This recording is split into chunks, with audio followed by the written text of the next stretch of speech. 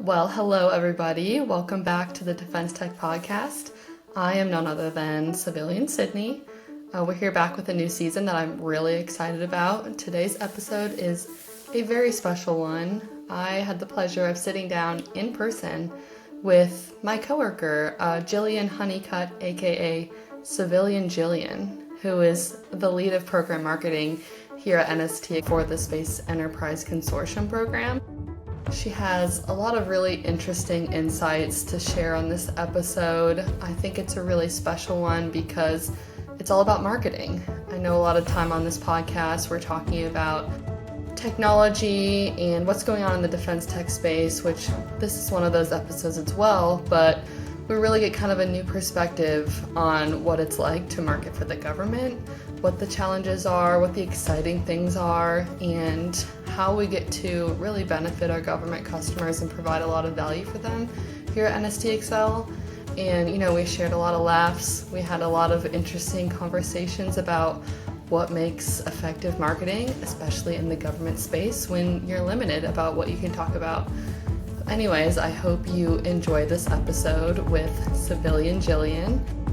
Please be sure to like, share, subscribe, and reach out with the form below if you're interested in being a guest on the podcast in the future. Thanks so much for being a listener and enjoy. Jillian, hi. Welcome to the podcast. Thank you so happy to have you on, a fellow civilian. Thank you. Civilian Jillian, as we say around here. Yeah. So could you tell the audience who you are, first of all, and then how you got started at NSTXL? Yes. So my name is Jillian Honeycutt. I am a program marketing lead at NSTXL. I've been with the company for about 2 years. And what I typically do, or what I like to say that I do, is I'm very much an advocate between the government and our consortium members. So I work between both of those to ensure that ultimately the government gets the best solution in their hands, but ultimately as well that industry is prepared to do that. So everything that I do, all the decisions that I make are with that. And so I spend a lot of time doing that. And my role has the title marketing in it. And that is definitely an aspect, but it's a very interesting role, and I'm excited to talk about it today. Exactly. Yeah, we're going to get into all that. But first of all, I want to talk about some of your past jobs, your transition into defense. So you used to sell cheese, one of my favorite facts about you. You also used to work for Invisalign. I did. Well, how did you end up here in the defense industry working for the government? That's an interesting, It's a transition from cheese to space and to government and DoD. It's definitely, it's not a natural transition. It's not one that you think you'd end up in. I think the reason that I ended up here is I always wanted to do something that mattered. So even, I'm going to have a hard time explaining why cheese matters, but let's see if I can do it. Let's see. But at Invisalign, for example, if there's a mission attached to that, giving people confidence.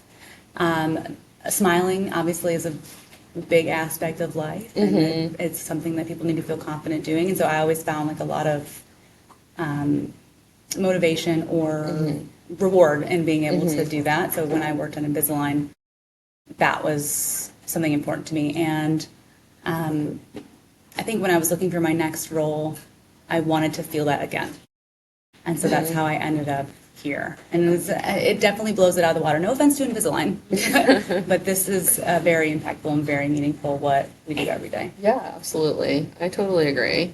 Yeah, so what was it like transitioning from those civilian jobs into this job? Maybe beyond purpose-wise, actually what your job looks like in your day-to-day. It was kind of like drinking from a fire hose. So that's a common expression. Yes. It seems a little basic, but that's what it was like. And I feel like even 2 years in, there's so much to learn. Because there's two aspects to what I do and what we do. And part of it is that there's this governmental DoD defense aspect, and then there's also, I specifically work with and within this SpEC, so Space Enterprise Consortium. So there's also a space element. So it's very cool. I'm sure there are several folks in the industry who are still wrapping their minds around some of it. I definitely am. We all are. So it's a transition I'm learning constantly, not only from my government customers, but from our consortium members and industry. they're always constantly teaching me.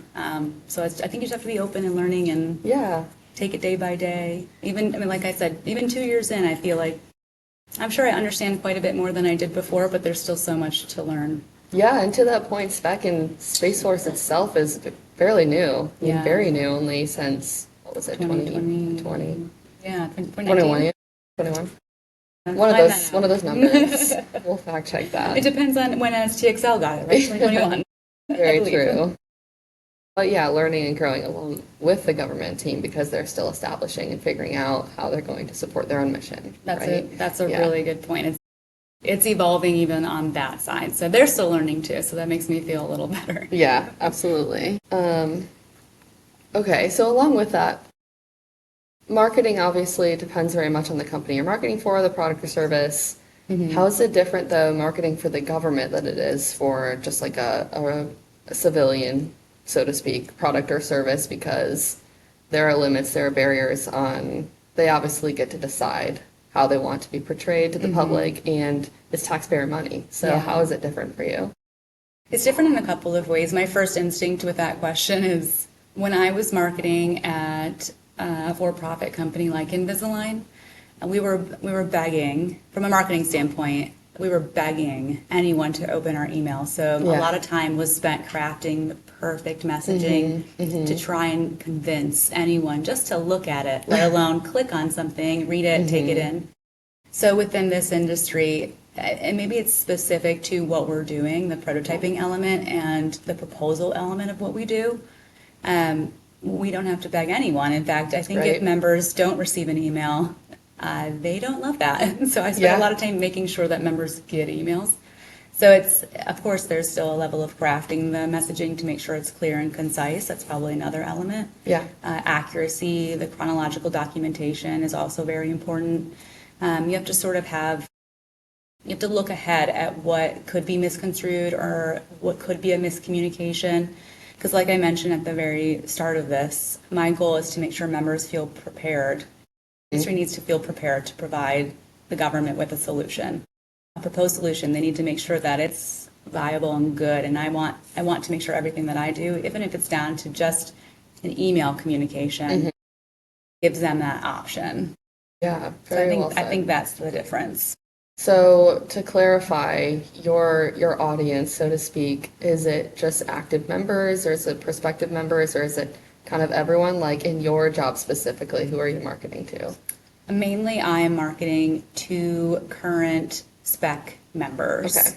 So they're within our consortium, and they are expecting solicitations to come down from the government. So they're expecting a problem statement that they could provide a solution to.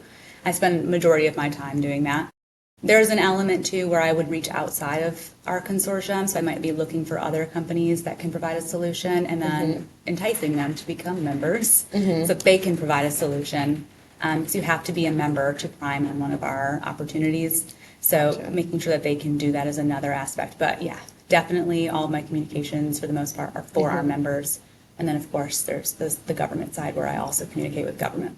Yeah, and you're marketing the opportunities. You're wanting to show your members, like, you should get involved in this, or you do have the capability, let us help you submit a proposal, all that stuff. Yeah, and our members are motivated, very, very motivated, and I should give them more credit, I would say.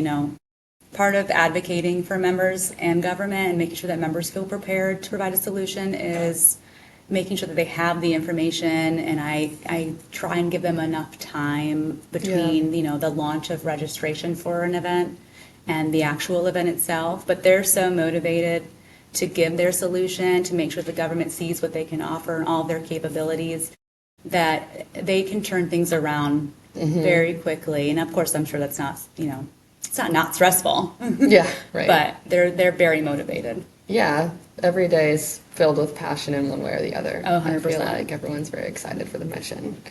Would you be able to tell us from your perspective, which I know you're not, a technical expert or anything, but kind of from what you're seeing come through, like, what types of projects are coming through SpEC right now? Like, what are you seeing with Space Force? What are they prioritizing in terms of tech?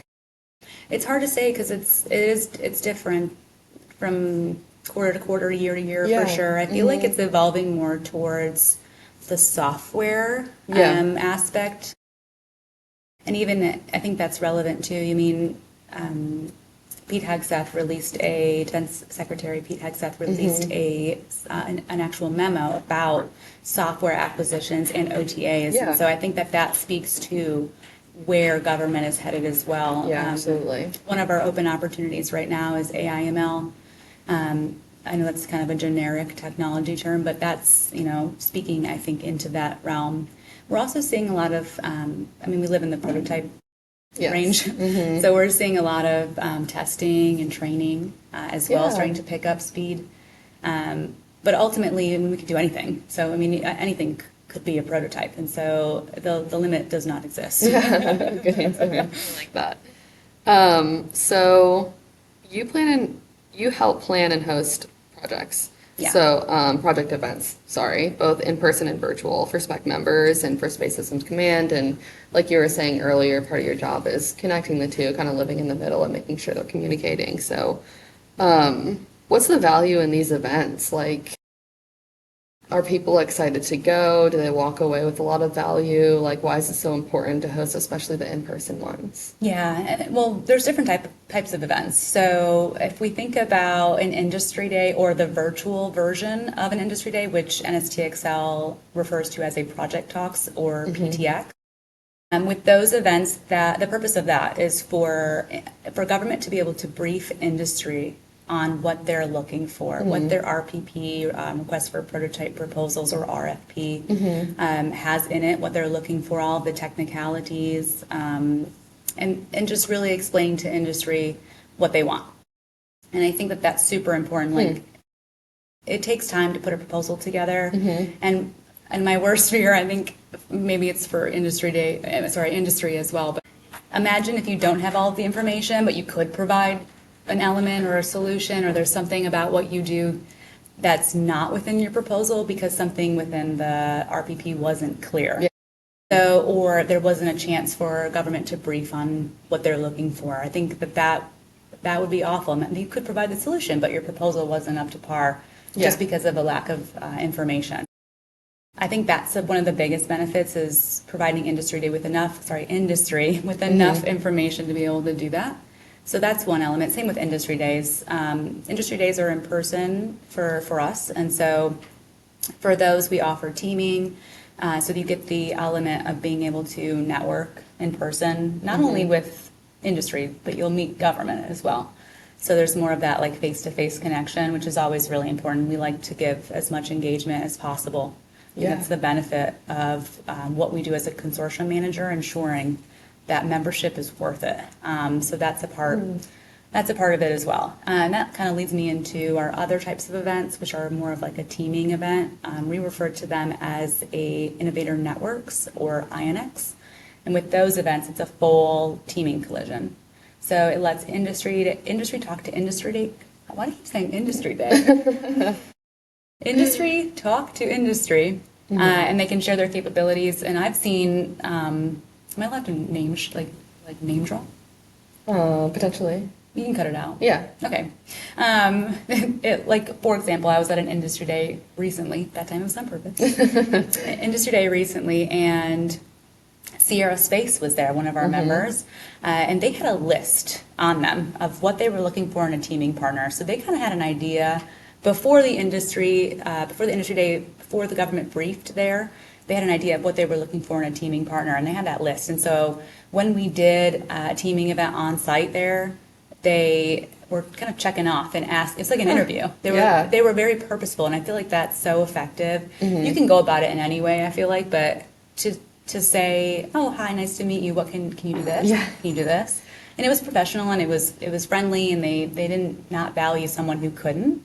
Right. There might be a project in the future where that would be it's networking.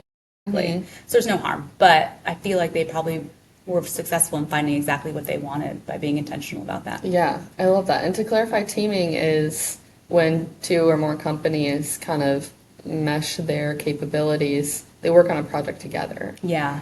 So that creates a stronger proposal and solution for the government, because you can't propose on your own, right? But it might be more valuable or more competitive. Find some people like, oh, we don't quite have this capability or aren't as good, but I see you're really strong in it. Let's team up.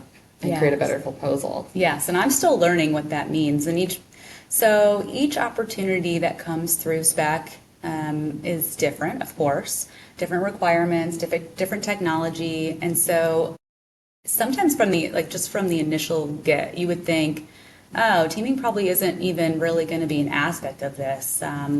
There's no way that, you either have a space vehicle on orbit or you don't. So it seems like that. However, I've learned from our members, and I've learned from government too, that you can make like you mentioned, you can make your proposal competitive by bringing just that little element that just tells government, oh, okay, this is a little bit different. They're prepared to provide this solution. Okay, I was concerned about them being able to meet this criteria, but with this teaming partner, that strengthens what they're going to provide to us. I feel more confident. Yeah. So I think that that's for sure exactly the point of teaming. And like you mentioned, with the SpEC vehicle, a non-traditional company, there's an element and requirement of it. So if a prime on a proposal is a traditional company, they're required to have a non-traditional be a subcontractor. Yeah, okay. And so that's why teaming can be really important for certain efforts, because maybe perhaps that effort is not necessarily catered to a traditional, because we work, obviously, our membership base is 85%, at least today. Right. It changes, but today it is 85% non-traditional companies. I think we have 650 members right now, and that fluctuates, day to day. With that said, if there is a traditional company that is priming on that opportunity, they're going to need a non-traditional. And so helping to make that easy for them is another aspect of what we do. Yeah, absolutely. So with those events, what's the value for the customer or our partners, meaning Space Systems Command? I don't know if we mentioned that's the specific Space Force office that we work with. Yeah. So what's their value? Because you mentioned that they go and they get to present more on what they're looking for, and then they can hear from the companies as well. Why is that so important to them? I think for them, teaming is super important for a couple of reasons. And when I meet with the program teams early on, and we're determining what types of efforts make sense where, they'll often say, we want an innovative solution. We want something different. And so non-traditional companies oftentimes can bring that. And I think that is why that teaming aspect, or what'd you ask me? The event aspect, being together in person, hearing from each other. Oh, for government and why they like it. Okay, so the non-traditional companies can provide them that innovation. Yeah. So being able to have an event and interact or provide a better solution by teaming, I think is one of the reasons. I think another reason too is it opens it up a little bit more. The more events that we have, the more exposure they get, the more opportunities for teaming, the better proposals they get. And so I think they truly do want it. Program teams obviously come to us. Maybe they've never used an OTA before, and they've never had a consortium manager assist in any of their efforts before. And so it's certainly more effective. I feel like to have us be able to provide those events for them takes it off their plate. It's not a burden to them. So I think it's pretty beneficial. It's educational for them, I imagine, too, to hear everyone present and see what's out there, because they might not know.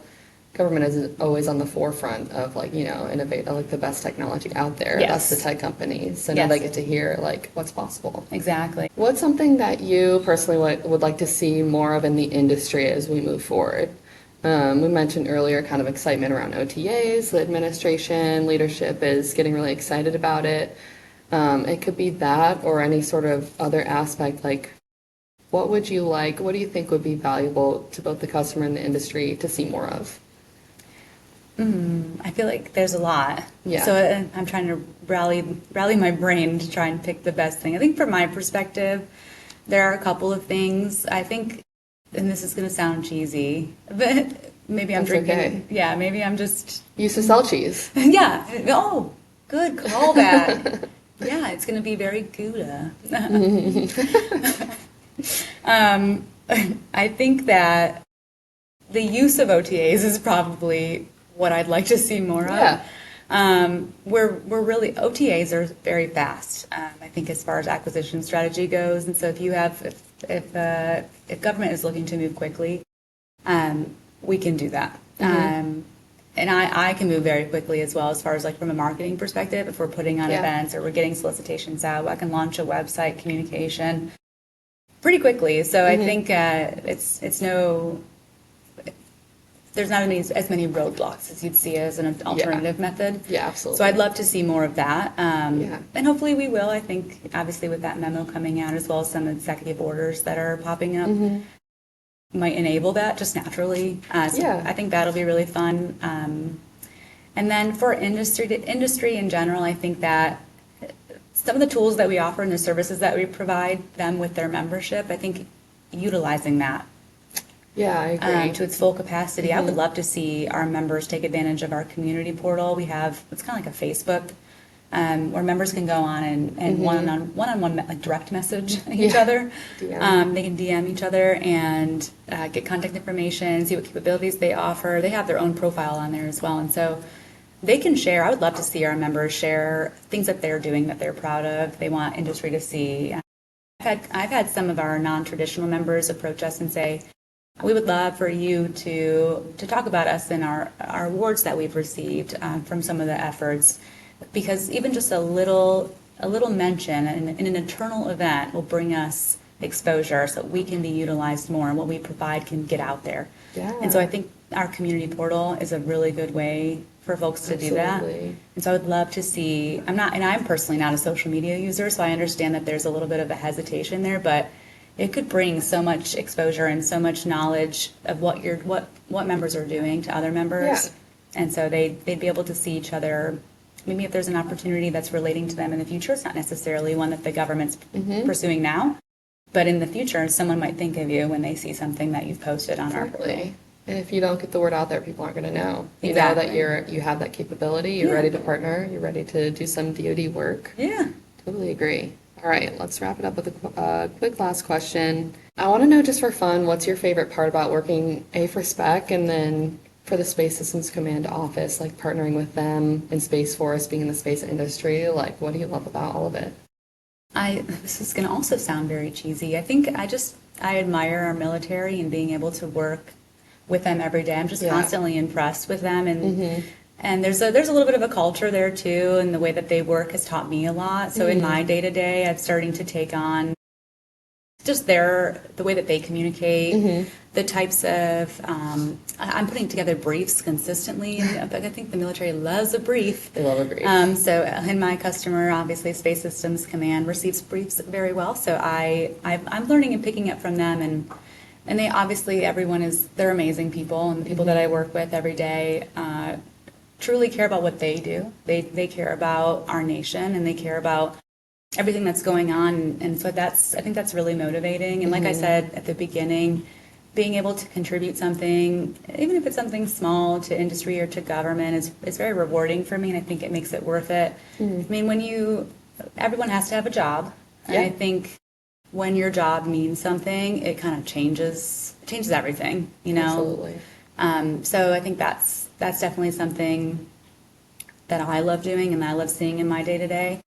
And then, then we had two parts to your question. What was the second part?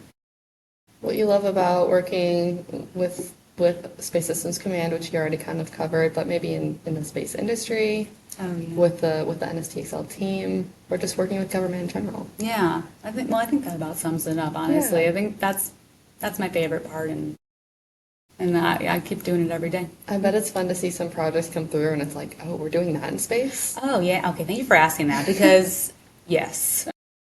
It's not always just space either. I mean, the technology itself and the fact that I'm still learning everything, but I'm like, ooh, geo, constellations. Like, so it just feels really cool. When you talk to and I truly am a civilian, so when you talk to your friends or your family and they look at me with slack jaws, you know?